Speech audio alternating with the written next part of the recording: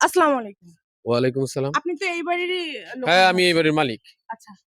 আপনার বাড়িতে এই যে মা তার বোবা ছেলেকে নিয়ে এই যে অনশন করলো, এটার কারণ কি? আর বলবেন না। এসব পাগলের পাগলামি ছাড়া কিছু না। এই যে বোবা ছেলেটা, উনি নাকি আমার বোনকে ভালোবাসে। ওর মা তাই আমাকে বলতেছে। আরে এই বোবা ছেলেকে মানে এর কাছে কি আমার বোনটা আমি বিয়া দিমু? আমি যতই না করি এরা না মানতেছে না। আমার বাড়ির সামনে আমরণ অনশন করছে, উনারা নাকি না মরা পর্যন্ত এইখানে পইরা থাকবো। থাকুক, মরলে আমার কিছু যায় আসে না। যদি পারে আপনি সাংবাদিক মানুষ, এই যে লোকজন ডাইকে এই ঝামেলা আমার বাড়ি থেকে সরায় নেন। আচ্ছা, আপনাদের বাড়ির সামনে যে এই যে করছে কতদিন যাবত? এই ১৫-১৬ দিনের কম হইব না।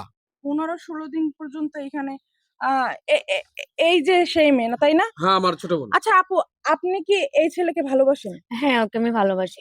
ওর বোবা তো কি হইছে? থাপ্পড় দিয়ে তোর দাঁত ভেঙে দিমু একবারে। বোবা- বোবা তাই কি হইছে, তাই না? আচ্ছা, আপনি তাহলে এই ছেলেকে ভালোবাসেন। হ্যাঁ। আপনার কোনো মত নাই। মানে আপনি মানে তার আমি সাথে রাজি আছি বিয়ে বিয়েতে। করতে রাজি আছেন। হ্যাঁ, আমি রাজি। কিন্তু আপনি কেন এই মাঝখানে বাধা হয়ে দাঁড়াচ্ছেন? আমিও তো বুঝতেছি না যে আমার ছোট বোন কিছুই বুঝতেছে না যে বোবা ছেলের কাছে ও সংসার করতে পারবো না।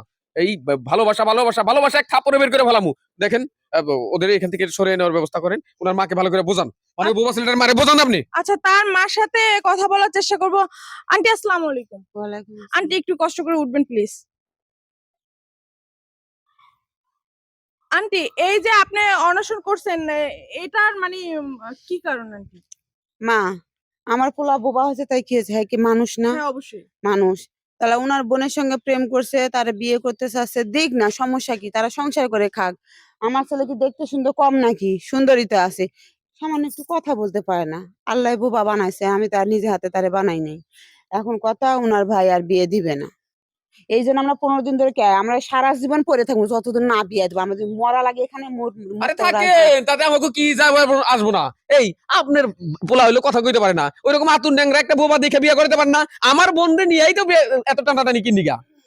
ভাইয়া, যেহেতু আসছে বিয়েটা দিয়ে দাও। কথা বলতে পারে না তো কি হইছে?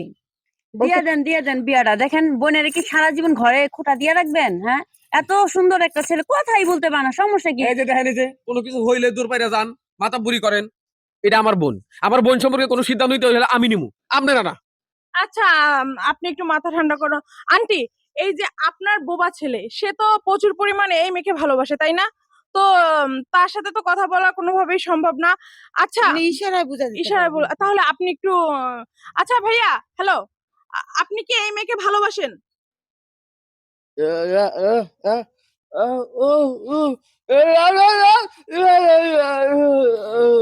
আসলে তার কথা তো আমি বুঝতেছি না।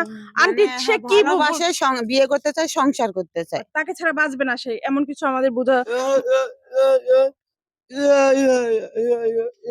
এইখানেই তো আমার প্রশ্ন। আপনি কি ওর কথা বুঝতে পারছেন?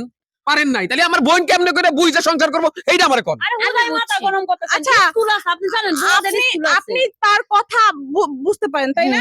আমি বুঝতে তো পারি। আসলে এটা হয়তোবা আপনার ভুল সিদ্ধান্ত। এই যে এই আপনার বোন এই বোবা ছেলেটাকে ভালোবাসে। সে যদি তাকে নিয়ে সুখী হতে পারে, তো এখানে তো আপনি বাধা দেওয়ার কিছু নাই। আপনি গার্জিয়ান হিসাবে তো চান আপনার বোন ভালো থাকুক, তাই না? সুখে একটা সংসার হোক। তো এই ছেলের কাছে আশা করি অবশ্যই আপনার বোন ভালো থাকবে। আপনি গার্জিয়ান হিসেবে এটা মেনে নেন। আসলে সাংবাদিক আপা, আমিও তো বুঝি। ভালোবাসছে দেখে আমার বোনটা এরকম করতেছে। এখন আমার মা-বাবা বাইচা নাই। ওর দায়িত্ব আমার। এখন ওর সুখও আমার দেখন লাগবো। ঠিক আছে, আপনি যখন কইলেন ও যদি সুখী হয় তো আমি এই বিয়েতে রাজি আছি। যাক, আলহামদুলিল্লাহ। দর্শক, এখানে মানে এমন একটা জটিল সমস্যা হয়ে পড়ছিল, কিন্তু ইনশাল্লাহ সমাধান হয়েছে। তো এই ভিডিওটা শুধুমাত্র আপনাদের বিনোদন দেওয়ার জন্য আমরা বানিয়েছি। তো আশা করি ভিডিওটা আপনাদের কাছে ভালো লেগেছে। যদি ভিডিওটা ভালো লাগে অবশ্যই শেয়ার করবেন, আমাদের সাথে থাকবেন। আবারও পরবর্তী ভিডিও নিয়ে আমি স্বাগতা সুমি হাজির হয়ে যাব। ততক্ষণ ভালো থাকবেন, সুস্থ থাকবেন। আল্লাহ হাফেজ।